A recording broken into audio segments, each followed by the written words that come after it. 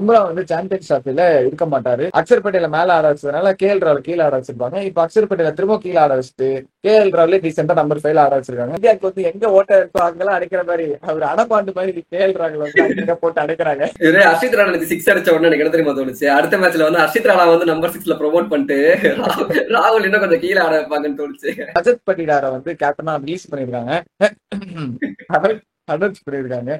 Release பண்ண வேண்டிய player தான். நம்ம ரீசெண்ட் டைம்ஸ்ல வந்து நோட் பண்ணீங்களா இல்லையான்னு தெரியல, இங்கிலாந்து வந்து கண்டினியூஸா அப்பப்போ வந்து ஆல் அவுட் ஆயிட்டே இருக்காங்க ரெகுலரா. நாங்க சாம்பியன்ஸ் ஆஃப் ஃபைனல் வந்து இந்தியாவை வந்து ஜெயிக்க போறோம், அந்த மாதிரி வந்து அதுதான் எங்களுக்கு பெருசு அப்படின்ற மாதிரி வந்து ஒரு ஸ்டேட்மெண்ட் வந்து பென் டாக்கெட் வந்து சொல்லியிருப்பாரு. Hello guys, welcome to Weeklypedia. Weeklypedia பாருங்க, வீக்லி கிரிக்கெட் விஷயம் தெரிஞ்சுட்டு போங்க. ஸோ போன வாரம் நடந்த அப்டேட்ஸ்லாம் வந்து நம்ம இந்த வீடியோல கவர் பண்ண போறோம். ஸோ ஃபர்ஸ்ட் எடுத்தோடனே இந்தியா வர்சஸ் இங்கிலாந்து செகண்ட் ஓடியை பத்தி தான் பேச போறோம். ஃபர்ஸ்ட் ஓடியை நம்ம பார்த்தோம், இங்கிலாந்து வந்து 248 வந்து ஆல் அவுட் ஆயிட்டு 249 வந்து ஒரு கம்மியான டார்கெட் தான் கொடுத்துருப்பாங்க. இந்த வாட்டி இங்கிலாந்து வந்து கொஞ்சம் மேல போயிட்டு ஒரு 300+ டார்கெட் வந்து ஃபர்ஸ்ட் டைம் நம்மளுக்கு செட் பண்றாங்க இந்த சீரீஸ்ல. ஸோ 304 அடிக்கிறாங்க. அப்பயே வந்து ஆல் அவுட் தான் இருக்காங்க இங்கிலாந்து. ஸோ எல்லாருமே பாத்தீங்கன்னா ஒரு 30s 40s அப்படி அடிச்சு கொஞ்சம் கொஞ்சமா எல்லாருமே சேர்ந்து டீமுக்கு வந்து ஒரு நல்ல ஒரு 300 ஒரு டீசென்டான டோட்டல வச்சு கான்ட்ரிபியூட் பண்ணி முடிக்கிறாங்க. ஸோ இந்தியாவுக்கு வந்து ஒரு ஹிமாலய இலக்கா இருக்குமா அப்படின்லாம் பார்த்தா அப்படிலாம் ஒன்றும் இல்லை. நம்ம அவுட் ஆஃப் ஃபார்ம்ல இந்த ரோஹித் சர்மா வந்து திடீர்னு வந்து ஒரு ஃபார்முக்கு வந்து அதுவும் அடிச்சா வந்து அவர் எப்படி கொஞ்சம் கொஞ்சமாலாம் வர மாட்டாரு, மொத்தமா வந்து ஒரு செஞ்சுரி அடிச்சு பயங்கரமான ஒரு ஃபார்ம் வந்தாரு. அந்த செஞ்சுரியுமே வந்து நல்ல ஒரு அக்ரஷனோட நல்ல ஒரு இன்டென்ட்டோட வந்து பிளே பண்ணியிருப்பாரு. அந்த இன்னிங்ஸ் பாத்தீங்கன்னா தெரியும், செஞ்சுரி கம்ப்ளீட் பண்ணும்போது ஸ்டைலா கம்ப்ளீட் பண்ணாரு. ஸோ அந்த மாதிரி ஒரு நல்ல நாக் ஆடி கூட வந்து சுப்மன் கில் வந்து ஒரு 60+ ரன்ஸ் அடிச்சு அவருமே கன்சிஸ்டன்டா ஃபர்ஸ்ட் மேட்ச் அடிச்சாரு, செகண்ட் மேட்ச்ல 60+ அடிச்சு அதுக்கப்புறம் விராட் கோலி நம்ம வந்து எதிர்பார்த்தோம். அண்ணன் ரோஹித் சர்மா அடிச்சார், நெக்ஸ்ட் எப்போ விராட் கோலி இருப்பாருன்னு சொல்லிட்டு எதிர்பார்த்தோம். விராட் கோலி கிட்ட இருந்து பெருசா ரன்ஸ் வரல அந்த மேட்ச்.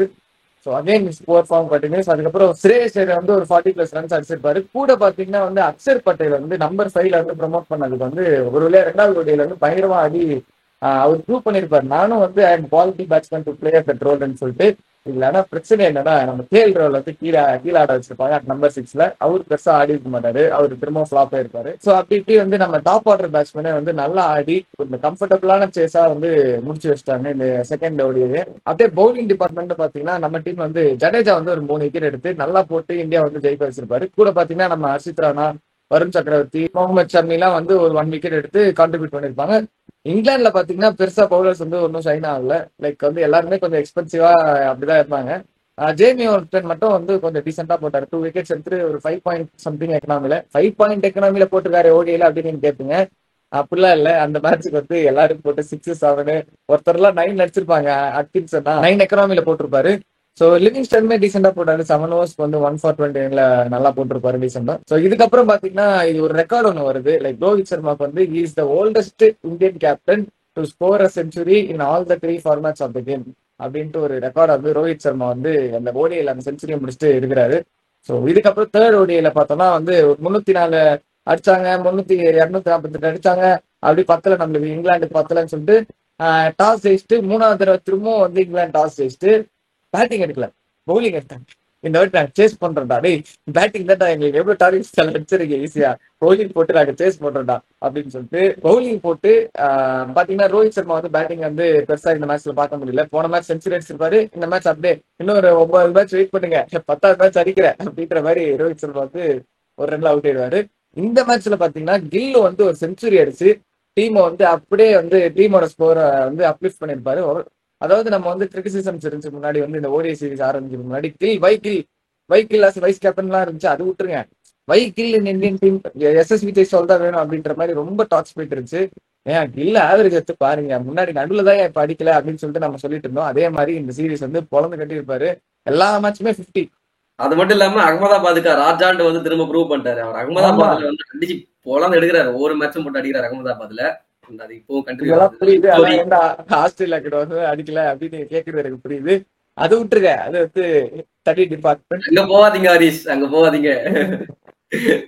சோ இங்க வந்து அகமதாபாத் ராஜாடா நானு அப்படின்ற மாதிரி. இந்த ராஜா அப்படின்னு சொல்லும் போது தான் எனக்கு இன்னொன்னு, இந்த ராஜா அப்படின்னு கிங் அப்படின்றோம்ல, அந்த கிங் இஸ் பேக். நம்ம ஆக்சுவலி யூடியூப்ல கூட ஒரு கம்யூனிட்டி போஸ்ட் ஒன்று போட்டிருந்தோம், Virat Kohli find is Mojo back அப்படின்னு. நிறைய பேர் ஓட் பண்ணிருந்தீங்க, எஸ் அப்படின்னு வந்து எனர்ஜெட்டிக்கா போட்டிருந்தீங்க. விராட் கோலி வந்து ரொம்ப நாள் கழிச்சு ஒரு 50 அடிச்சிருக்காரு. என்னடா விராட் கோலி ரேஞ்சுக்கு ஒரு 50 எல்லாம் வந்து ஸ்கோர் ஆடா, ஒரு செஞ்சுரி அடிக்கிறோம்டா ரோஹித் சர்மா மாதிரி எதிர்பார்ப்பீங்க.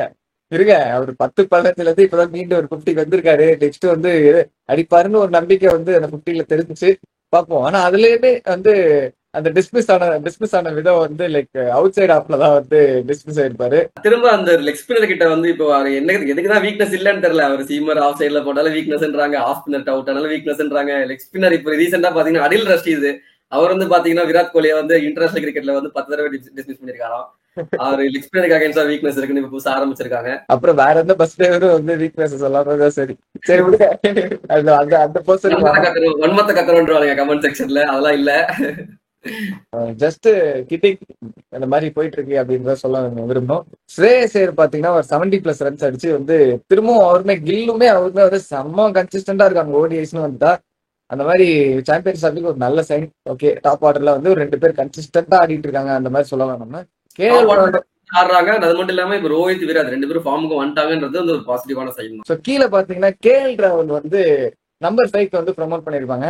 அதாவது ப்ரொமோட்லாம் பண்ணல, அவர் இடத்துல அவர் திரும்ப ஆட வச்சிருக்காங்க. அதாவது பொசிஷன்ல ஆடுறதுக்கு எதையே ப்ரொமோட் பண்ண வேண்டியதா இருக்கேடா அந்த மாதிரி நிலைமையில போச்சு கேஎல் ராகுல் நிலைமை. அக்ஷர் பட்டேல மேல ஆட வச்சதுனால கேஎல் ராகுல் கீழே ஆட வச்சிருப்பாங்க. இப்ப அக்ஷர் பட்டேல திரும்ப கீழே ஆட வச்சுட்டு கேஎல் ராகுலே டீசெண்டா நம்பர் 5ல ஆட வச்சிருக்காங்க. நிறைய வந்து ஸ்பெகுலேஷன்ஸ் கான்ட்ரவர்சிஸ் போயிட்டு இருந்துச்சு. சாரி, அக்ஷர் பட்டேல் வந்து ஏன் ஆட வைக்கிறீங்க, கேஎல் ராகுல் வந்து அட் நம்பர் 5ல is the best choice to play at number 5. அவரு ஏன் நீங்க வந்து அக்ஷர் பட்டேல கேம்பிள் பண்றதுக்காக வந்து கேஎல் ராகுல் வந்து கீழே ஆட வைக்கிறீங்க. அக்ஷர் பட்டேல ஒரு லெஃப்ட் ஹேண்ட் பேட்ஸ்மேனா ஆட வைக்கிறீங்க, அவருமே நல்லா ஆடுறாரு, அதெல்லாம் ஓகே. கேஎல் ராகுலோட கேப்பபிலிட்டிங்க குறையுதே அப்படின்ற மாதிரி டாக்ஸ் போச்சு. அதுக்கேற்ற மாதிரி அவருமே வந்து பொசிஷன் மாத்தம்னா வந்து நல்லா ஆடி இருக்காரு. ஸோ நல்ல விஷயம் இந்தியாவுக்கு. ஸோ 350 அடிச்சிட்டாங்க. கீழமே லோயர் ஆர்டர்ல வந்து ஒரு நல்ல சப்போர்ட் கிடைச்சு 10 to 15 ரன்ஸ் வந்து நல்லா ஈச் பிளேயர் அடிச்சாங்க. ஹர்ஷித் ராணால ஒரு 6 எல்லாம் அடிச்சாரு, 13 ரன் அடிச்சிருப்பாரு. ஸோ அந்த மாதிரி ஒரு 350+ ரன்ஸ் வந்து இந்தியா வந்து அடிச்சு செட் பண்றாங்க. இங்கிலாந்து வந்து இப்பதான் 248 அடிச்சா, அதுக்கப்புறம் ஒரு 300 அடிச்சா, அதுக்கப்புறம் உடனே ஏன்டா 350 போறன்ற மாதிரி வரண்டா அப்படின்னு சொல்லிட்டு அவங்களும் வந்து அந்த என்னதான் ஸ்கோர் இருந்தாலுமே அந்த அக்ரெசிவ் அப்ரோச் ஸ்டார்டிங்ல வந்து அடிச்சு ஆடுறது தான். அவங்க வந்து எப்படின்னா லைக் நம்ம எல்லா ஓடிஐ மேட்சும் பார்த்திருப்போம். இங்கிலாந்து கூட வந்து லைக் ஸ்டார்டிங் எடுத்தோடனே வந்து விக்கெட் ஒரு 2 விக்கெட் போயிடும். ஆனா ரன் வந்து எப்பவுமே வந்து 10 overs 80 ரன்ஸ் 90 ரன்ஸ் அப்படிதான் ஃபோக்கஸ் பண்றதா இருப்பாங்க. அதே மாதிரி நான் ஸ்டார்டிங் பார்த்தப்போ அதே மாதிரி இருந்துச்சு. அதுக்கப்புறமே வந்து ரூட்லாம் வந்ததுக்கு அப்புறம் நல்லா போச்சு மேட்ச்.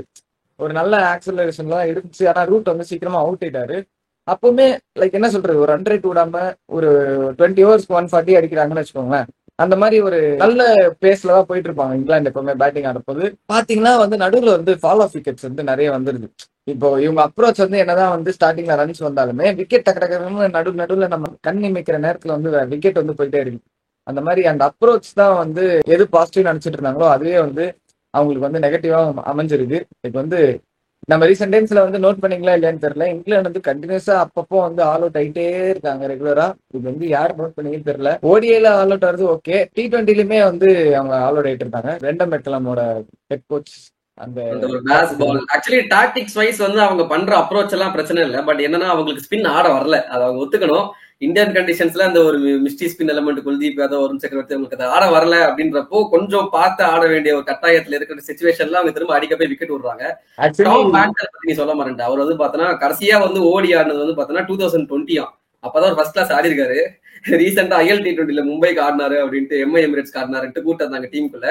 எப்படி ஆட போறாரு, 4 years கழிச்சு ஒரு ஓடி ஆடுறாரு, 20 overs T10 மட்டுமே ஆடிட்டு இருந்தார் பேட்டர்.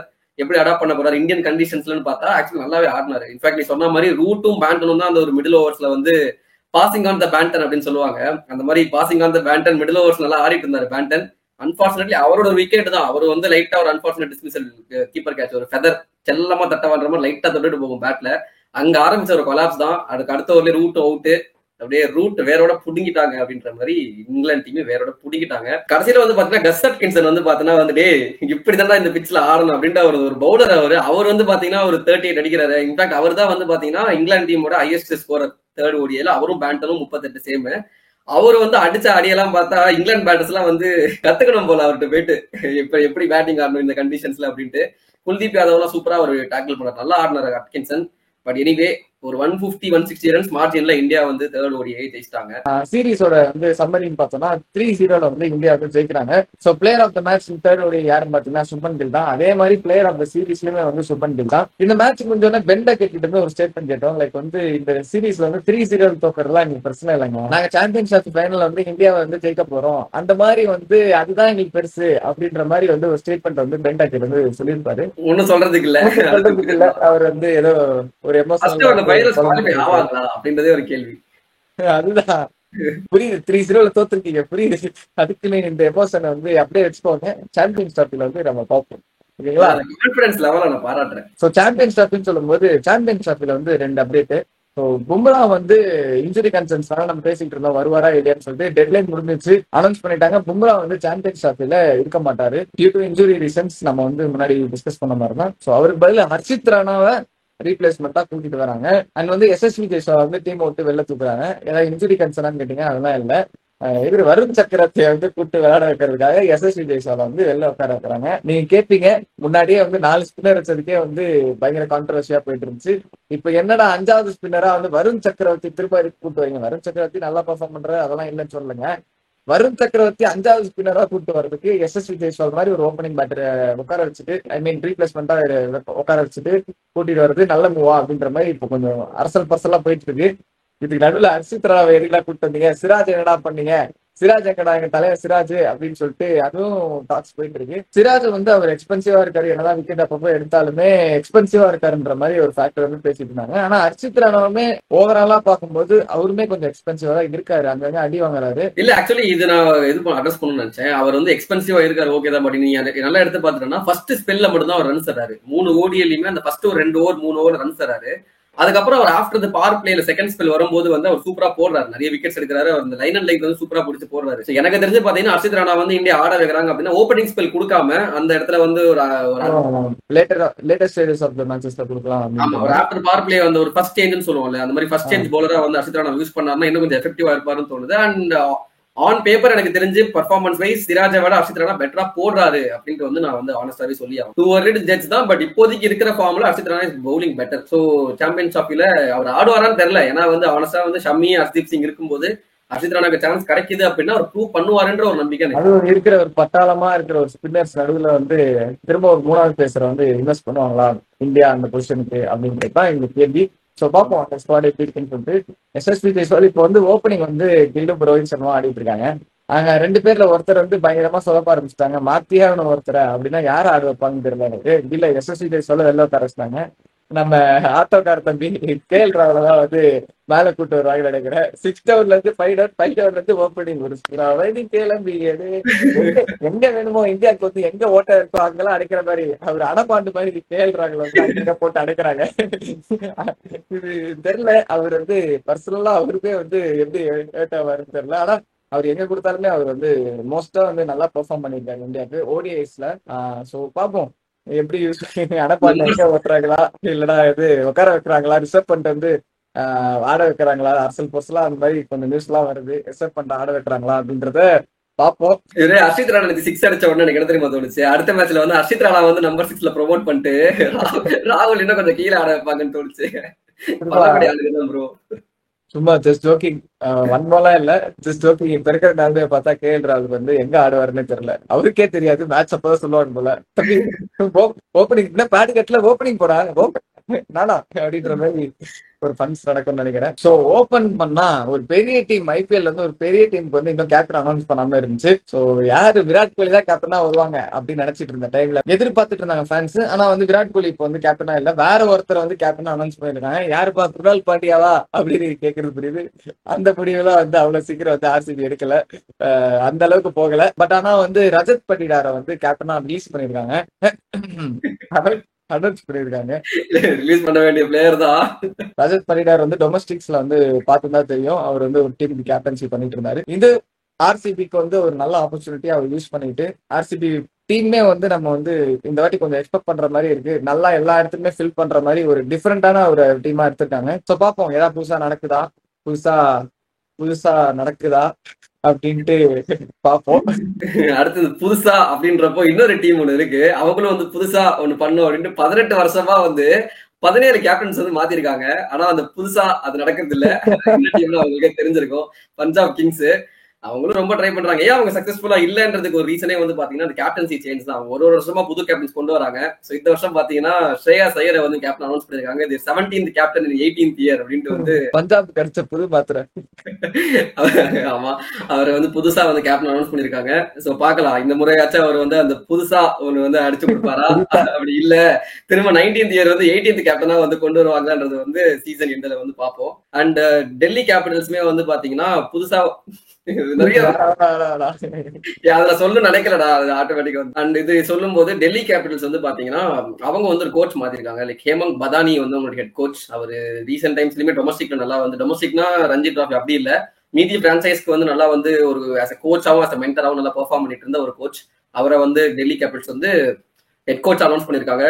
எனக்கு தெரிஞ்ச ஒரு நல்ல மூவ் தான். பட் அது ஐபிஎல்ல எந்த அளவுக்கு அஃபெக்ட் ஆகும்ன்றது வந்து ஆஸ் யூசுவல் பொறுத்துன்னு தான் பார்க்கணும். ஓகேப்பா, அம்பானி தான் வந்து அங்கங்க வந்து வெஞ்சர்ஸ் வந்து ஸ்டார்ட் பண்றாரு, ஏதாவது வாங்கி போறாருன்னு பார்த்தோன்னா அம்பானியோட பிரான்ச்சைசிஸ், அதாவது மும்பை இந்தியன்ஸ் வந்து புதுசா இன்னொரு பிரான்ச்சைசி வந்து ஸ்ப்ரெட் பண்ணிருக்காங்க அக்ராஸ் த குளோப். இங்கிலாந்துல வந்து அந்த 100 டோர்னமெண்ட் நடக்குது எல்லாருக்குமே தெரியும். அங்க வந்து மான்செஸ்டர் ஒரிஜினல்ஸ்னு சொல்லிட்டு ஒரு பிரான்ச்சைசி வந்து அக்வயர் பண்ணிருக்காங்க. ஸோ வந்து 100ஸ்லயுமே வந்து மும்பை இந்தியன்ஸோட ஒரு பிரான்ச்சைசி இருக்கு. காலடி வைக்கிறாங்க மும்பை இந்தியன்ஸ். அவங்க என்னங்க எல்லா இடத்துலயும் பிரான்சைசி வச்சிருக்காங்க. ஐ திங்க் அவங்க ஆறாவது பிரான்சைசி நினைக்கிறேன். 6வது பிரான்சைசி. ஓகே, நம்ம அடுத்து வந்து பாத்தீங்கன்னா இந்த Pakistan, New Zealand, South Africa tri series பாத்துடலாம். அது நம்ம போன வீக்கே சொன்னோம் ஸ்டார்ட் ஆக போகுது அப்படின்ட்டு. ஃபர்ஸ்ட் மேட்சே வந்து பாத்தீங்கன்னா நியூசிலாந்து வந்து ஒரு 330 அடிக்கிறாங்க. அண்ட் ஒரு செம்ம நாக்குங்க. கிளென் பிலிப்ஸ் வந்து பாத்தீங்கன்னா ஒரு செம்ம அக்ரெசிவான ஒரு செஞ்சுரி, டேரல் மிச்சல் ஒரு 80 அடிக்கிறாரு. அது பாகிஸ்தான் வந்து சேஸ் பண்ணுவாங்கன்னு நினைச்சாங்க. பட் அன்பார்ச்சுனேட்லி சேஸ் பண்ண முடியல. அண்ட் சவுத் ஆப்பிரிக்கா அடுத்து வந்து பாத்தீங்கன்னா நியூசிலாந்துக்கு அகைன்ஸ்டா ஒரு மேட்ச் ஆடுறாங்க. ஒரு நம்ம முன்னாடி சொல்லியிருந்தோம், அவங்க வந்து பாத்தீங்கன்னா நிறைய பேர் SA20 இருக்கிறதுனால வந்து ஒரு செகண்ட் டீம் தான் அனுப்பியிருக்காங்க. சாம்பியன்ஸ் டிராஃபிக்கு முன்னாடி இது முக்கியமா அது முக்கியமா, SA20 முக்கியமா சாம்பியன்ஸ் டிராஃபி முக்கியமான்னு பாத்தீங்கன்னா சாம்பியன்ஸ் டிராஃபி தான் முக்கியம். ஆனா அதுக்கு உண்டான ஒரு வார்ம் அப், என்ன வார்ம் அப் கிடையாது, வார்ம் அப் மேட்சஸ் எல்லாம் கிடையாது. இதான் ஒரு வார்ம் அப் மேட்ச்ன்றப்போ இதுக்கு வந்து செகண்ட் ஸ்ட்ரிங் டீம் அமைச்சிருந்தாங்க. அப்படியே அவ்வளவுதான் முடிஞ்சிடும் கதை அப்படின்னு நினைச்சா அதெல்லாம் இல்லைங்க. ஆக்சுவலி அவங்க வந்து செகண்ட் ஸ்ட்ரிங் டீமா இருந்தாலுமே வந்து 300 அடிச்சாங்க. ஸ்பெசிபிக்கா சொல்லணும்னா மேத்யூ பிரெட்ஸ்கா அவரோட ஃபர்ஸ்ட் மேட்ச், அவரோட டெபியூ மேட்ச். ஆனா அதெல்லாம் வந்து சுத்தமா வந்து புரட்டி எடுக்காம 150 புரட்டி எடுத்திருக்காரு நியூசிலாண்ட. ஒரு சூப்பரான ஒரு ஓப்பனிங் ஆடினாரு. அண்ட் அவங்களுமே வந்து 300 and something அடிச்சாங்க லாகோர்ல. பட் நியூசிலாந்து வந்து அதை சேஸ் பண்ணிட்டாங்க. அது ஓகே, அது சவுத் ஆப்பிரிக்காவோட பவுலிங் லைனப் வந்து அவ்வளவு ஸ்ட்ராங் இல்ல இந்த டீமுக்கு. சோ வந்து பாத்தீங்கன்னா நியூசிலாந்து வந்து ஈஸியா சேஸ் பண்ணிட்டாங்க. அண்ட் இதுல வந்து பாத்தீங்கன்னா வில்லியம்சன் அவர் வந்து சூப்பரா வந்து ஃபார்முக்கு வந்துட்டாரு. அவர் ஃபர்ஸ்ட் மேட்சே நம்ம வந்து பாகிஸ்தானுக்கு அகைன்ஸ்டா ஒரு 50 அடிச்சாரு. இந்த மேட்ச்ல ஒரு செஞ்சுரி அடிச்சாரு. அது மட்டும் இல்லாம அவங்களுக்கு ஒரு சேடான ஒரு விஷயம் என்னன்னு பாத்தீங்கன்னா ரச்சின் ரவீந்திரா அவர் வந்து ஃபர்ஸ்ட் மேட்ச்ல வந்து ஃபீல்டிங் பண்ணும்போது அகைன்ஸ்ட் பாகிஸ்தான் இந்த ஃபிளட் லைட் வந்து கொஞ்சம் லோவா இருக்கும் பாகிஸ்தான்ல எல்லாம். நம்ம இங்க இருக்கிற மாதிரி பெருசா ஐயாலாம் இருக்காது, கொஞ்சம் லோவா இருக்கும். அதனால கண்ணு வந்து கொஞ்சம் அவருக்கு கேட்ச் ஒன்று வந்து பிளாட்டா வரும். அதை அவருக்கு சரியா வந்து மிஸ்ஜட்ஜ் பண்ணி கரெக்டா டொப்புன்னு மூஞ்சிலேயே வாங்கி செம்ம ரத்தம். அது பார்க்கவே வந்து ஹாரிஃபைங்கா இருந்துச்சு. அண்ட் அவர் வந்து ஒரு 10 minutes ட்ரீட்மெண்ட் ஆன் கிரவுண்ட்லயே போச்சு. மூஞ்சில கூட இல்ல, கண்ணு கிட்ட வந்து ஐப்ரோஸ்.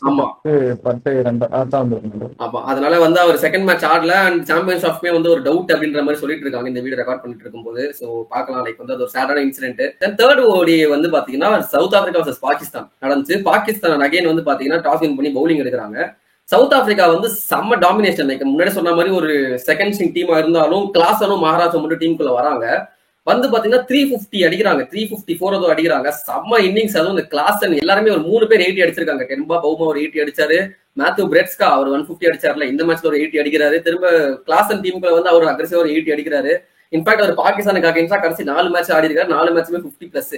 அவருக்கு வந்து ஒரு புது டீம் ஒன்று கிடைச்சிருக்க போல, ஒரு டம்மி டீம் அப்படின்ட்டு அடிச்சு பழகிக்கிறதுக்கு ஒரு அடிச்சு பழகிக்குங்க அப்படின்னு பாகிஸ்தானும் போட்டு தராங்க.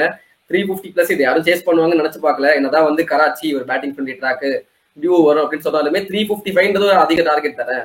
ஆனா பாகிஸ்தானோட சக்சஸ்ஃபுல் ரன்ஸே வந்து 320 something தான் இருந்திருக்கு. ஸோ அவங்க யாரும் சேஸ் பண்ண மாட்டாங்க நினைச்சிட்டு இருக்கிறப்போ 91 for 3 இருக்கிறப்போ அவ்வளவுதான் இதுக்கு வந்து முடிஞ்சுன்னு நினைக்கும் போது அங்கதான் வந்து ஒரு ட்விஸ்ட் என்னன்னா வந்து முகமது ரிஸ்வான், அந்த கேப்டன் ரிஸ்வானும் அகாஸ் சல்மான் 2 பேரும் சேர்ந்து ஒரு 260 runs பார்ட்னர்ஷிப் அடிக்கிறாங்க. 2 பேருமே செஞ்சுரியும் அடிக்கிறாங்க. ஸோ வந்து பாகிஸ்தானை வந்து their most successful run chase in ODI history for Pakistan அப்படின்ற மாதிரி 355 வந்து சேஸ் பண்றாங்க. சாம்பியன்ஸ் டிராஃபி போறதுக்கு முன்னாடி ஒரு நல்ல ஒரு அப்டேட் ஃபார் பாகிஸ்தான். நம்ம ஆஸ்திரேலியா ஜெயிப்போம், இங்கிலாந்து ஜெயிப்போம், இந்தியா ஜெயிப்போம் அப்படின்னு நினைச்சிட்டு இருந்த நடுவுல பாகிஸ்தான் வந்து கப் எடுத்துட்டு போவாமா? இதெல்லாம் சொல்லக்கூடாது. ஏதோ ஒரு மேட்ச் ஜெயிச்சிட்டாங்க. அடுத்து அவங்களுக்கு திரும்ப இப்போ ஃபைனல்ஸ் நடக்க போகுது. லைக் வந்து இந்த ட்ரை சீரிஸோட ஃபைனல்ஸ் அகைன்ஸ்ட் நியூசிலாந்து. இந்த வீடியோ இப்போ ரிலீஸ் ஆகிற டைம்லேயே வந்து அந்த ஃபைனல்ஸ் நடந்துட்டு தான் இருக்கும். ஃப்ரைடே அன்னைக்கு மேட்ச். ஸோ அந்த மேட்ச் என்ன நடக்குதுன்றத வந்து நம்ம அடுத்த வீக்லி பீரியட்ல பார்க்கலாம். ஸோ இன்டர்நேஷனல் கிரிக்கெட் அடுத்து நம்ம பார்த்தீங்கன்னா வந்து Sri Lanka versus Australia ODI. Test match நம்ம ஆல்ரெடி நம்ம போன வீக்லி முதல்ல சொல்லியிருந்தோம் இந்த மாதிரி வந்து எப்படியும் ஜெயிச்சிருவாங்க ஆஸ்திரேலியா, எங்களுக்கு நம்பிக்கை இருக்கு அப்படின்ட்டு. எங்க நம்பிக்கையை காப்பாத்துற மாதிரியே வந்து நம்ப வச்சாங்க, சூப்பரா அடிச்சாங்க, செம்மையா ஜெயிச்சிட்டாங்க. பட் ஓடிஐக்கு வராங்க. ஓடிஐலுமே வந்து பாத்தீங்கன்னா ஆஸ்திரேலியா வந்து பவுலிங் 55/5 ரெஸ்ட்ரிக்ட் பண்றாங்க ஸ்ரீலங்காவை. அதுக்கப்புறம் வந்து பாத்தீங்கன்னா அப்படியே 138/8 மாறுது. சரியா, நீ எப்படி இந்த மேட்சை பாத்துருக்க மாட்டேன்னு தெரியும். நான் ஒரு கேள்வி ஒண்ணு கேட்கறேன். அசலாங்காவும் இருக்காரு ஸ்ரீலங்கா கேப்டன். சரியா, அவரும் ஒரு பவுலர் இஷான் மலிங்கான்னு ஒருத்தர் வராரு. அவங்க வந்து 79 ரன்ஸ் பார்ட்னர்ஷிப் வைக்கிறாங்க 9th விக்கெட்டுக்கு. அதுல அசலாங்கா எவ்வளவு அடிச்சிருப்பாருன்னு நினைக்கிறேன்? ஒரு 60 to 70 ரன்ஸ் அடிச்சிருப்பாரா? 77 ரன்ஸ் அடிச்சிருக்காரு. 79 ரன்ஸ் பார்ட்னர்ஷிப்ல 77 ரன்ஸ் அசலாங்கா. ஒரே ஒரு ரன் வந்து மலிங்கா அடிச்சாரு. இன்னும் ஒரு ரன் எக்ஸ்ட்ரா. ஆமா, அந்த ஒன்னு எக்ஸ்ட்ரா.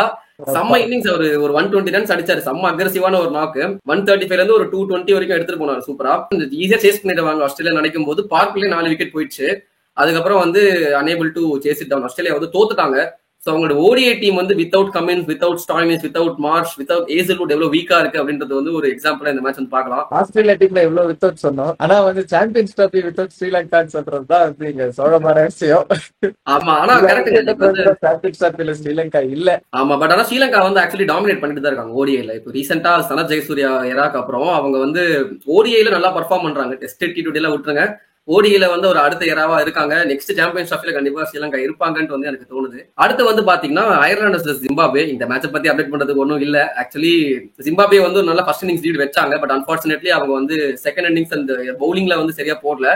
பேட்டிங்லயுமே நிறைய கொலாப்ஸுங்க. So they lost the match. Ireland வந்த மேட்ச் பை ஒரு 75 ரன்ஸ் ஷார்ட் மார்ஜின்ல வந்து ஜெயிச்சிட்டாங்க. ஸோ அதான் அந்த மேட்சோட அப்டேட். ஆனால் அந்த ஓடிஎஸ் வந்து பாத்தீங்கன்னா அகைன் இந்த வீடியோ ரிலீஸ் ஆகிறப்போ வந்து அந்த ஓடிஐ நடந்துட்டு இருக்கும் அயர்லாந்து ஜிம்பாப்வே. அதுக்கும் சாம்பியன்ஸ் ஆருக்கு சம்மந்தம் இல்லைன்றதால அவங்க பார்த்து ஜாலியா ஆடிட்டு இருக்காங்க. ஒரு பக்கம் எங்களை விடுங்கடா நாங்க ஆடிக்கிட்டு இருக்கோம் அப்படின்ட்டு சொக்கா பார்த்துட்டு வேற மாதிரி உட்காந்துட்டு இருக்கான்னு பாக்காதீங்க. ஒரு டெக்னிக்கல் கிளிப்ஸ்னால வந்து வீடியோ வந்து பாதி வீடியோ தான் ரெக்கார்ட் வச்சு பாதி வீடியோ காணாம போயிடுச்சு. திரும்பவும் எடுக்க வேண்டிய நிலைமை வந்துருச்சு. இன்டர்நேஷனல் கிரிக்கெட் ஃபுல்லா பார்த்தாச்சு. இப்போ நெக்ஸ்ட் டொமஸ்டிக் கிரிக்கெட் டைவ் வச்சிருவோமா? சோ இந்த வீக் பாத்தீங்கன்னா ரஞ்சி டிராஃபியோட குவார்டர் ஃபைனல்ஸ் நடந்துச்சு. தமிழ்நாடு ரொம்ப வருஷம் கழிச்சு ஒரு குவார்டர் ஃபைனல்ஸ் போறாங்க, ஐயா செமிஃபைனல்ஸ் போறாங்க அப்படின்ட்டு வந்து ஒரு எக்ஸைட்டடா இருந்த அதே சமயத்துல வந்து பாத்தீங்கன்னா இந்த கருண் நாயர் குறுக்க இந்த கௌசிக் வந்தா அப்படின்ற மாதிரி இந்த கருண் நாயர் குறுக்க வந்து அப்பப்போ பிரச்சனை பண்ணிட்டு இருக்காரு. சரி, அவர் அடிக்கிறதுல வந்து அவரையாச்சும் டீம்ல எடுப்பாங்கன்னா அதுவும் கிடையாது, அவரையும் எடுக்க மாட்டாங்க. பட் அகைன் ஒரு செஞ்சுரி அடிச்சு பயங்கர ட்ரெமெண்டஸ் ஃபார்ம்ல இருக்காரு. நாங்களே ஒரு 10 வீடியோ வந்து புலம்பிட்டு இருக்கோம் கருணாயர்ன்ட்டு. பயங்கரமா போராடலாம். விஜயசாரி டிராஃபியா இருக்கட்டும், ரஞ்சி டிராஃபியா இருக்கட்டும், சையத் முஸ்தக் அலி டிராஃபிலயும் டிராஃபில அடிக்கிறாரு. ரஞ்சி டிராஃபி இந்த குவார்டர் ஃபைனல்ஸ்லயுமே அகைன்ஸ்ட் தமிழ்நாடு ஒரு செஞ்சுரி அடிச்சாரு ஃபர்ஸ்ட் இன்னிங்ஸ்ல. And Vidarbha they are into the semifinals defeating Tamil Nadu. And Mumbai வந்து பாத்தீங்கன்னா எப்பயும் போல டாமினேஷன் தான். அவங்க ரொம்ப வருஷமா ரஞ்சி டிராஃபில வந்து டாமினேட் பண்ணிட்டு இருக்காங்க. அவங்க டாமினேட் பண்ணல, அவங்க தோத்தாதான் வந்து அவர் ஆச்சரியமா இருக்கு இப்பெல்லாம். அண்ட் வந்து அவங்களுமே வந்து ஹரியானா வந்து டிஃபீட் பண்ணிட்டு செமிஃபைனல்ஸ்க்கு போயிட்டாங்க. அதுல வந்து பாத்தீங்கன்னா அதிசயமா அவங்க டாப் ஆர்டர் வந்து ரொம்ப ஒரு கொலாப்ஸ் ஆகும்ல. இந்த தடவையும் பாத்தீங்கன்னா ஃபர்ஸ்ட் இன்னிங்ஸ்ல அவங்க டாப் ஆர்டர் கொலாப்ஸ் தான். சரியா, பட் எப்பயும் அடிக்கிற ஷர்துல் தாக்கூர் இருக்கார்ல, அவர் வந்து பாத்தீங்கன்னா நம்ம முன்னாடியே பார்த்தோம் ரீசென்ட் டைம்ஸ்ல வந்து செஞ்சுரி அடிச்சு 80, 90 எல்லாம் வந்து இஷ்டத்துக்கு போட்டு அடிச்சுக்கிட்டே கிடந்தாரு. ஆனா இந்த தடவை வந்து அவர் அடிக்கல. அவருக்கு பதிலா வந்து பாத்தீங்கன்னா தனுஷ் கோட்டியன், அவருமே வந்து ஆக்சுவலி ஷர்துல் தாக்கூர் அடிக்கிறதுனால தனுஷ் கோட்டியன் வந்து அண்டர் ஷேடோ ஆயிட்டு இருந்தாரு. அவருமே மேட்சுக்கு மேட்ச் வந்து 50-16 அந்த ஷர்துல் தாக்கூரோட பார்ட்னர்ஷிப் போடுற ஆள் வந்து தனுஷ் கோட்டியன் தான் இருந்தாரு. அண்ட் லைக் வந்து அவர் நம்பர் 9, நம்பர் 10 பொசிஷன்ல வந்து ஆடுறாரு. சரியா, இருந்தாலுமே வந்து சூப்பரா பேட்டிங் ஆடுறாரு. அண்ட் இந்த தடவை அவரோட அந்த இது வந்து தெரிஞ்சது. 90 ரன்ஸ் அடிச்சாரு ஃபர்ஸ்ட் இன்னிங்ஸ்ல. ஷர்துல் தாக்கூர் வந்து லைக் அவர் தான் இப்போ அவார்ட் கூட வாங்கினார் பிசிசிஐல, like best allrounder of the domestic cricket அப்படின்னு சொல்லிட்டு. கரெக்ட், அந்த பிசிசிஐ நமன் அவார்ட் வாங்கினாரு. அண்ட் அவர் ஷர்துல் தாக்கூர் எப்பா இந்த மேட்ச் தான் அடிக்கல, முன்னாடில இருந்து பொழந்து கட்டிட்டு இருக்காரு. அவருமே 400+ ரன்ஸ் 36 விக்கெட்ஸ் சொல்லிட்டு அவருமே பயங்கர ஃபார்ம்ல இருக்காரு. செலக்டர்ஸ் வந்து நான் விளையாடிட்டு தான் இருக்கேன், செலக்டர்ஸ்க்கு தெரியுதா இல்லையா அப்படின்ற மாதிரி மென்ஷன் பண்ணிருப்பாரு. ஆமா, அது மட்டும் இல்லாம இந்த தடவை பேட்டிங்ல தான் அடிக்கல. சரியா, பேட்டிங்ல அடிக்காம பவுலிங்ல என்ன பண்ணிருக்காரு அப்படின்னா ஃபர்ஸ்ட் இன்னிங்ஸ்ல வந்து ஒரு 5 விக்கெட் ஆல், செகண்ட் இன்னிங்ஸ்ல வந்து ஒரு 4 விக்கெட் ஆல், டோட்டலா 9 விக்கெட்ஸ் எடுத்து பேட்டிங்ல பர்ஃபார்ம் பண்ணலாம், என்ன பவுலிங்ல பர்ஃபார்ம் பண்ணுவேன், ஆல்ரவுண்ட் ஷர்துல் தாக்கூர் அப்படின்ட்டு வந்து ப்ரூவ் பண்ணி man of the match award வாங்கிட்டாரு. எப்படி இருந்தாலும் man of the match award வாங்கிடுறாருங்க. அவர் ஏதோ ஒண்ணு பண்றாரு, அவருடைய அந்த இம்பாக்ட் வந்து டீம்ல இருந்துகிட்டே இருக்கு. அண்ட் ஹரியானா நிறைய இடத்துல அவங்களுமே வந்து டாமினேஷன்ல இருந்தாங்க. நிறைய இடத்துல இன்ஃபேக்ட் வந்து அவங்க ஜெயிச்சிருவாங்க. அவங்க வந்து ஃபர்ஸ்ட் இன்னிங்ஸ் லீட் எடுத்தா போறோம் ரஞ்சி டிராஃபி பொறுத்தவரையில. அந்த ஃபர்ஸ்ட் இன்னிங்ஸ் லீட் நிறைய இடத்துல எடுக்கிற மாதிரி வந்துட்டு அப்படியே வந்து கொலாப்ஸ் ஆயிட்டாங்க. Unfortunately they are out. Third match வந்து பாத்தீங்கன்னா கேரளா, அவங்கள பத்தி சொல்லியே ஆகணும். கேரளா வந்து ஒரு அன்எக்ஸ்பெக்டடா வந்து ஒரு செமிஃபைனல்ஸ்க்கு போயிருக்காங்க. No one would have thought ஸ்டார்டிங்ல வந்து கேரளா வந்து செமிஃபைனல்ஸ் போகும் அப்படின்னு சொன்னா யாருமே வந்து நம்பியிருக்க மாட்டாங்க. அந்த அளவுக்கு வந்து ஒரு ரீசென்ட் டைம்ஸ் டாமினேஷன்லாம் இல்லவே இல்லை. கேரளா ரொம்பவே வந்து ஒரு பின்தங்கின ஒரு டீமா தான் இருந்தாங்க. இன்ஃபேக்ட் சஞ்சு சாம்சன் வேற அவங்க இல்ல. சஞ்சு சாம்சன்ல நிறைய பெரிய ஸ்டால்வர்ட்ஸ் அந்த டீம்ல இல்ல. இருந்தாலுமே ஒரு நியூ டீமை வச்சு, நியூ ஜென் டீமை வச்சு சூப்பரா பர்ஃபார்ம் பண்ணி செமிஃபைனல்ஸ் வரைக்கும் போயிருக்காங்க. அண்ட் ஃபோர்த் டீம் வந்து பாத்தீங்கன்னா குஜராத் வந்து அகைன் ஒரு நல்ல ஒரு டாமினேஷன்ல இருக்காங்க. அவங்க ஆக்சுவலி அவங்களை பத்தி தனி வீடியோவே போடலாம். அந்த அளவுக்கு அவங்க டீம் வந்து யாருமே பேச மாட்டாங்க. நிறைய நம்ம மும்பை, தமிழ்நாடு, விதர்பா, கர்நாடகா அப்படின்னு பேசிட்டு இருக்கும்போது குஜராத் சைலண்டா வந்து செஞ்சுட்டு இருக்காங்க, ஒரு செய்கையை கொடுத்துட்டு இருக்காங்க. சோ நம்ம ரஞ்சி டிராஃபியோட செமிஃபைனல்ஸ் பிக்சர்ஸ் நெக்ஸ்ட் வீக் நடக்க போது. அது என்னன்னு பாத்தீங்கன்னா வந்து Mumbai versus Vidarbha and Kerala versus Gujarat. So வந்து Mumbai versus Vidarbha is going to be one cracker of a contest and Kerala versus Gujarat. I am expecting Gujarat to win. Kerala ஜெயிச்சா நல்லா தான் இருக்கும். பட் either way மும்பையை மட்டும் ஒழிச்சு கட்டிட்டாங்க அப்படின்னா வந்து ஃபைனல்ஸ் நல்லா இருக்குங்க. அவங்க சும்மா எப்ப பார்த்தாலும் ஜெயிச்சுக்கிட்டே இருக்காங்க, போர் அடிக்குது விஜய்கிறத பார்த்து. சோ அவ்வளவுதான் ரஞ்சி டிராஃபியோட அப்டேட். சோ ILT20 ஃபைனல்ஸ் வந்து ரீசெண்டா நடந்து முடிஞ்சுச்சு. அண்ட் அதுல வந்து பாத்தீங்கன்னா டெசர்ட் வைப்பர்ஸ் வந்து டாமினேட் பண்றாங்க, அவங்க தான் வந்து ஜெயிக்க போறாங்க அப்படின்ட்டு நம்ம போன வீக்லி பிளேல பாத்திருந்தோம். பட் அன்பார்ச்சுனேட்லி டெசர்ட் வைப்பர்ஸ் ஜெயிக்கல. யார் ஜெயிச்சாங்க அப்படின்னு பாத்தீங்கன்னா ஐபிஎல் பிரான்சைசிஸ்லயே வந்து 2008ல இருந்து இப்போ வரைக்கும் இருக்கிற டீம்ல இந்த ஒரே ஒரு டீம் மட்டும் தான் எந்த கப்பும் வாங்காம இருந்தாங்க. அந்த டீம் இப்ப கப்பு வாங்கிடுச்சு. Capitals GMR group. அவங்க ஒரு வழியா துபாய் கேபிட்டல்ஸ் வந்து ஒரு ஃபர்ஸ்ட் டிராஃபி அவங்கள வந்து அடிச்சிட்டாங்க, டிஃபீட்டிங் டெசர்ட் வைப்பர்ஸ் இந்த ஃபைனல்ஸ். அந்த ஃபைனல் சூப்பரா இருந்துச்சு ஆக்சுவலி, செம்மையான ஒரு கான்டெஸ்ட். ஃபர்ஸ்ட் இன்னிங்ஸ்ல வந்து ஒரு 189 கிட்ட அடிச்சாங்க டெசர்ட் வைப்பர்ஸ். அது சேஸ் பண்ணணும். ஸ்டார்டிங்ல வந்து ரொம்ப ஸ்ட்ரகிள் பண்ணி போனாலும் ரவுமன் பவல் நல்லா எடுத்துட்டு போனாரு சேஸ். அண்ட் எண்ட்ல வந்து பாத்தீங்கன்னா சிக்கந்தர் ரசா இல்லடா, நான் சிக்கந்தர் ராஜா அப்படின்ட்டு வந்து ஒரு 10 balls 32 ஒரு கேமியோ ஒன்று செம்ம இன்னிங்ஸ். செமையா இருந்துச்சு அந்த மேட்ச் உண்மையிலே பாக்கிறதுக்கு. And Dubai Capitals I would say deserved winners தான் சொல்லணும். ஏன்னா ரொம்ப வருஷமா அவங்க ட்ரை பண்ணிட்டு இருக்காங்க கேபிட்டல்ஸ் டீமும். ஐபிஎல்ல ஒன்றும் பண்ண முடியல பாவம். பட் அட்லீஸ்ட் லைக் ILT20 ஜெயிச்சிட்டாங்க. So happy for them. And அதுலயும் வந்து ஸ்பெசிஃபிக்கா பாத்தீங்கன்னா ஒரு இன்சிடென்ட் ஒன்று நடந்துச்சு ஃபைனல்ஸ்ல. இந்த அசாம் கான் ஒரு ஸ்டெம்பிங், அது எத்தனை பேர் பாத்தீங்கன்னு தெரியல, நிறைய பேர் பாத்திருப்பீங்க. அது ஒரு கான்ட்ரவர்ஷியல் ஸ்டெம்பிங் ஒன்று. அவர் பால் கலெக்ட் பண்ணிட்டு ஒரே ஒரு இன்ச் வந்து பாத்தீங்கன்னா அந்த ஸ்டெம்புக்கு முன்னாடி இருந்துரும் கிளவுஸ். ஒரு மில்லிமீட்டர் கூட இல்ல, அது ஒரு இன்ச் கூட இல்ல, ஒரு மில்லிமீட்டர் தான் அது. அதை வந்து பாத்தீங்கன்னா ரவுமன் பவல் 1 ரன்ல இருக்கிறப்போ அந்த இன்சிடென்ட் நடந்துரும். அதுக்கப்புறம் ஒரு மேட்ச் சேஞ்சரா ஒரு 60-70 ரன்ஸ் கிட்ட அடிப்பாரு. அண்ட் அது வந்து பாத்தீங்கன்னா ஆக்சுவலி ரூல்ஸ் படி அது வந்து நாட் அவுட் தாங்க. ஏன்னா அவர் வந்து 1 மில்லிமீட்டர் இருக்கட்டும் இல்ல 0.001 மில்லிமீட்டரா இருக்கட்டும், அந்த ஸ்டெம்புக்கு முன்னாடி கிளவுஸ் இருந்துச்சு அப்படின்னாலே வந்து அது வந்து நாட் அவுட் தான், அது வந்து நோ பால் தான் according to the rules of cricket. So உங்களோட ஒப்பீனியன் என்ன அப்படின்றது நீங்க கமெண்ட் செக்ஷன்ல போடுங்க. சாம் கரன் ஒரு பிளேயர் ஆஃப் த டோர்னமெண்டா அமையறாரு. அண்ட் CSK ஃபேன்ஸ்க்கு இது ஒரு பாசிட்டிவ் இருக்கு. இந்த டோர்னமெண்ட் ஃபேன்ஸ்க்கு ஒரு சாம் கரனா இருப்பாரா ஸ்கேம் கரனா இருப்பாருன்னு இந்த வருஷம் பார்ப்போம். பட் நல்ல ஒரு ஃபார்ம்ல இருக்காரு. ரொம்ப வருஷம் கழிச்சு சாம் கரன் வந்து finally is into the T20 mode அப்படின்ற மாதிரி சொல்லலாம். அடுத்து வந்து SA20 ஒரு 2-3 வாரம் முன்னாடி சொன்னா யார் முன்னாடி ஃபர்ஸ்ட் போறாங்கிறது முக்கியம் இல்ல, கடைசியில யாரு ஃபர்ஸ்ட் வராங்கிறதுதான் முக்கியம் அப்படின்ட்டு வந்து நக்கலா ஒரு பேச்சு பேசியிருந்தான். இவரோட நல்ல நேரமா என்னன்னு தெரியல. MI Cape Town finally has won the SA20 defeating Sunrisers Eastern Capes. ஒரு நல்ல ஃபைனல்ஸ் அண்ட் அஃப்கோர்ஸ் டிசர்வ்டு வின்னர்ஸ்னுமே சொல்லலாம். அன்டவுட்டட்லி டாமினேட் பண்ணாங்க என்டையர் லீக் ஸ்டேஜுமே. கடைசி 2 வருஷம் பாத்தீங்கன்னா அவங்க 6th பிளேஸ்ல முடிச்சாங்க. ஸோ இந்த வருஷம் பாத்தீங்கன்னா ஃபர்ஸ்ட் அப்படியே ஒரு டிரான்ஸ்ஃபர்மேஷனா வந்து ஒரு விஸ்வரூபம் எடுத்து MI கேப்டன் வந்து ஜெயிச்சிருக்காங்க. அண்ட் ஆஸ் வி ஸ்பீக் சூப்பரான ஒரு பிரான்சைஸா இருக்காங்க. லைக் ஐ திங்க் அவங்க இப்போ கால் எடுத்து வச்ச எல்லா இடத்துலயுமே வந்து ஒரு கப் ஒன்று அடிச்சிருக்காங்க. ஸ்டார்டிங் ஃப்ரம் IPL இருந்து WPL இருந்து MI இப்போ 100s போயிருக்காங்க, அங்கேயே ஒரு கப்புக்கு பார்ப்பாங்க. கரெக்ட், கண்டிப்பா. மான்செஸ்டர் ஒரிஜினல்ஸ் அங்கேயே ஒரு கப் பார்ப்பாங்க. So is MI management the best management ever அப்படின்ட்டு வந்து எங்களுக்குள்ளேயே ஒரு கேள்வி இருந்துச்சு. அதை பத்தி ஒரு வீடியோ போடலாம்னு நாங்கள் டிஸ்கஷன்ல வேற இருக்கோம். ஸோ இந்த வீடியோ கமெண்ட்ஸ்ல சொல்லுங்க. எப்படி நீங்க கமெண்ட்ஸ் ஒன்றும் சொல்ல மாட்டீங்க, அங்க போடுறோம் பாக்குறத பாருங்க. சோ அடுத்து நம்ம போன வீக்லி பீரியட்ல பாத்தீங்கன்னா லெஜெண்ட்ஸ் லீக் ஒன்று நடக்க போகுது அப்படின்னு வந்து சொல்லியிருந்தோம். ஒரு 90 ball லீக் இப்பதான் ஸ்டார்ட் ஆயிருக்கு அப்படின்ட்டு வந்து புது ஃபார்மேட் அப்படின்ட்டு. அண்ட் அந்த லீக்ல வந்து பாத்தீங்கன்னா மார்டின் கப்டில் வந்து ஒரு டாமினேஷன்ல இருக்காரு. அவர் ஃபர்ஸ்ட் ஆஃப் ஆல் ஏன் அந்த லீக் ஆடுறாரே தெரியலங்க. அவர் வந்து முந்தானத்தி வரைக்கும் பாத்தீங்கன்னா ஆக்லாண்ட் ஏசஸ்க்கு வந்து சூப்பர் ஸ்மாஷ்ல ஆடிட்டு இருந்தாரு. அங்க வந்து 150-145 பேஸ் போற லாக்கி ஃபெர்குசன் எல்லாம் வந்து ஆடிட்டு இருந்தாரு, அவர் டீம்மேட். சரிங்களா, அங்க ஆடிட்டு அப்படியே இங்க வந்து பாத்தீங்கன்னா 110ல போட்டுட்டு இருக்காரு பர்வீந்தர் அவானா.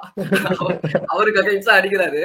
ஒரு 47 balls 49 balls 160 runs அடிச்சு வச்சிருக்காருங்க, மனசாச்சே இல்லாம. இதுல வந்து பாத்தோன்னா ஒரு அந்த சத்தீஸ்கர் வாரியர்ஸ் வந்து செம்ம ஸ்ட்ராங்கான டீமா இருக்காங்க. நம்ம முன்னாடி சொன்ன மாதிரி மார்டின் கப்டில், பவான் நேகி, அப்புறம் வந்து பீட்டர் ட்ரெகோ, குர்கீரத் மன் சிங், ரிஷி தவன் வரை இப்ப இந்த டீம்ல ஆட இருக்காங்க, செம்ம ஸ்ட்ராங்கா இருக்காங்க. இதுல இன்னொன்னு சொல்லவா, ஒரு டீம் இருக்காங்க ராஜஸ்தான் கிங்ஸ். அந்த டீம்ல வந்து 3 CSK லெஜெண்ட்ஸ் வந்து ஒரே டீம்ல இருக்காங்க. யாரெல்லாம் தெரியுமா? மன்பிரீத் கோனி, ஷாதாப் ஜக்காட்டி, அப்புறம் வந்து சுதீப் தியாகி. மும்மூர்த்திகள் CSK 3 பேருமே தனித்தனியா வந்தாலும் CSK இம்பாக்ட் பயங்கரமா இருக்கும் ரன்ல. நல்லா இருக்கு அந்த லீக், பார்க்கவே சூப்பரா இருக்குங்க. குட்டி கிரவுண்ட், பேட்டிங் பிச்சு எல்லாம் ஓகே தான். பட் அந்த பழைய லெஜெண்ட்ஸ் ஆடும்போது பார்க்கறதுக்கு கொஞ்சம் என்டர்டெய்னிங்கா இருக்கு. ஸோ அவ்வளவுதான் அந்த லெஜெண்ட்ஸ் கிரிக்கெட்டுமே. ஆக்சுவலி நம்ம இன்டர்நேஷனல் கிரிக்கெட் பார்த்துட்டு இருந்தோம், அந்த Pakistan, south Africa, New Zealand try series. அதில் நான் ஒரு விஷயம் ஆட் பண்ண மறந்துட்டேன். பாகிஸ்தான் வந்து முந்தானத்து சவுத் ஆப்பிரிக்காவுக்கு அகைன்ஸ்டா ஆடும்போது பிரீட்ஸ்காக்கும் ஷஹீன் அஃப்ரிதிக்கும் ஒரு சண்டை ஒன்று வந்துச்சு. சரியா, அது என்னன்னா ஷைன் அஃப்ரிதி வந்து பால் போடுவாரு, பால் போட்டுட்டு பீட்ஸ்கா வந்து ஒரு மாதிரி லைக் அவர் விட்டுருவார் அந்த பாலை, விட்டுட்டு வந்து அவர் சொல்லியிருப்பாரு போற ஷைன் அஃப்ரிதி பீட்ஸ்கா பார்த்து உடனே பீட்ஸ்கா கடுப்பேறுவாரு, என்ன சொன்னேன் அப்படின்ற மாதிரி ஒரு சண்டை மாதிரி ஒன்று போகும். அதுக்கப்புறம் ரெண்டு பேரும் வந்து முறைச்சுப்பாங்க, முறைச்சிட்டு அடுத்த பாலே வந்து பார்த்தோன்னா பீட்ஸ்கா வந்து ஒரு டீப் இன் விக்கெட்ல ஸ்கொயர் லைக் அந்த சைட்ல வந்து ஒரு அடிச்சுட்டு சிங்கிள் ஓடுவாரு, ஷைன் அஃப்ரிதி குறுக்க வந்து நின்றுவாரு, பீட்ஸ்காவை அப்படியே தள்ளி விட்டு போவார் பீட்ஸ்கா. அது வந்து ஒரு சின்ன பிரச்சனை மாதிரி நடந்திருக்கும்.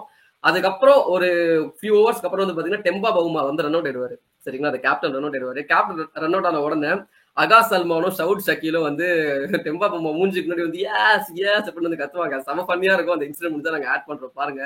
அது வந்து பாக்குறதுக்கு வந்து அது என்ன சொல்ல குழந்தை தனமா தான் இருந்துச்சு. ஆனா தெம்பா பவுமே ஒரு குழந்தை மாதிரி தான் இருப்பாரு ஹைட்ல. Body shaming, body shaming. Women's cricket பாத்தீங்கன்னா பெரிய அப்டேட்லாம் ஒன்றும் இல்ல, பட் வந்து ஒரே ஒரு அப்டேட் வந்து தரமான அப்டேட் ஒன்று இருக்கு. அது என்னன்னு பாத்தீங்கன்னா WPL வந்து இஸ் கோயிங் டு ஸ்டார்ட். இந்த வீடியோ வந்து ஆக்சுவலி ரிலீஸ் ஆறப்பே வந்து ஃபர்ஸ்ட் மேட்ச் வந்து போயிட்டு இருக்கும் between RCB and Gujarat Giants. So அந்த WPL-க்கு உண்டான ஒரு ப்ரிவியூ ஷோ, ஒரு ஓவர்வியூ ஷோ வந்து நம்ம இன்னைக்கு மார்னிங் தான் ரிலீஸ் பண்ணிருந்தோம்.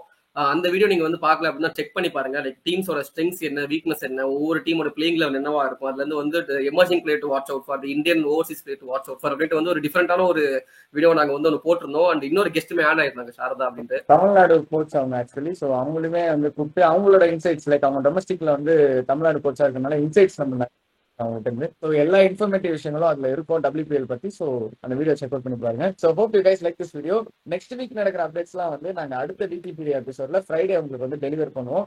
ஸோ அந்த எபிசோட் பார்க்கணும்னா கிரிக்கெட் மறக்காம ஒரு சப்ஸ்கிரைப் போட்டுருங்க. இந்த மாதிரி கிரிக்கெட் அப்டேட்ஸ், அப்புறம் கிரிக்கெட் அனாலிசிஸ், இந்த மாதிரி இம்பார்ட்டன்ட் டாபிக்ஸ்லாம் வந்து நாங்க நிறைய எடுத்து பேசிட்டு இருக்கோம். ஸோ கிரிக்கெட்ல இருக்க டாபிக்ஸ் நிறைய இன்ட்ரெஸ்டிங்கான டாபிக்ஸ்லாம் நாங்க வந்து ஆட் பண்ணிருக்கோம். செக் அவுட் பண்ணி பாருங்க. இந்த மாதிரி நிறைய டாபிக்ஸ் பார்க்கறதுக்கு சின்ன பசங்க நாங்க, எங்களை சப்ஸ்கிரைப் பண்ணுங்க.